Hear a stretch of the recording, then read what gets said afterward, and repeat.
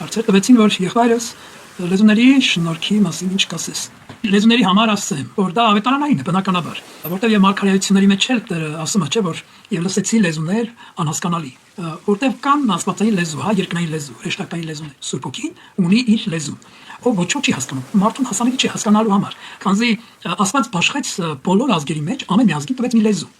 Ինչի դժվար է Աստծո համար ունենալ իր սեփական լեզուն, եւ Սուրբ Հոգին է դա խոսում եւ հասկանալի է միայն երկնայինների համար, միայն հրեղենների համար։ Քանզի Սուրբ Հոգին խոսում է անբարբար հարաճանքով, բազում բառերով, բազում լեզուներով, անբարբար, որի բառերը անհասկանալի են մարդու համար։ Կներեք, որ հայերը խոսում են հայերեն։ Միթե վրացիները կհասկանան, թե ինչ ասեց հայը։ Եթե Սուրբ Հոգին է խոսում, դա մարդուն անհնարին է հասկանալ, քանզի տվյալ լեզուն հասկանում է միայն երկնավորը։ Մարմնավորների համար անհասկանալի։ Մարմնավորները ունեն իրենց լեզուն, երկնավորը ունի իր լեզուն, սակայն այն անձնավորությունը, ով խոսում է Սուրբ Հոգու լեզվով, նա մկրտված է լինում, եւ ոչ թե արդեն մարդն է խոսում, այլ իր միջի հոգին է խոսում այդ լեզվով, որը տվյալ անձ անգամ խոսող աղոթողը չգիտի, չի հասկանում, որովհետեւ մինչեւ Սուրբ Հոգով մկրտվելը տվյալ անձը նման լեզվով բնավել չէ խոսում, եւ գաղափարը չուներ, ոնց կարելի է խոսել մի լեզվով, որը նա չի հասկանում, եւ ոնց կարող է աղոթքի ժամանակ այլ լեզվով խոսել, որը նա չուզի, եթե նա չուզի։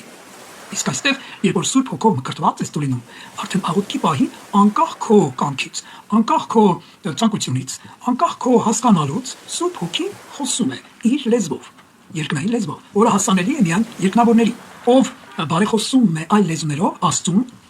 եւ տվյալ աղոթողի համար եւ շատերի համար։ Իսկ չէ որ Սուրբ Հոգին պատմում է ամբողջ երկիրը եւ գիտի բոլորի մտքերը, սրտերը, եթե անգամ մարդը չգիտի իր ծածուկ մեղքերի մասին, Սուրբ Հոգին բացում է, Սուրբ Հոգին հայտնում է նրա հավատքը ինչքանի մեջ է,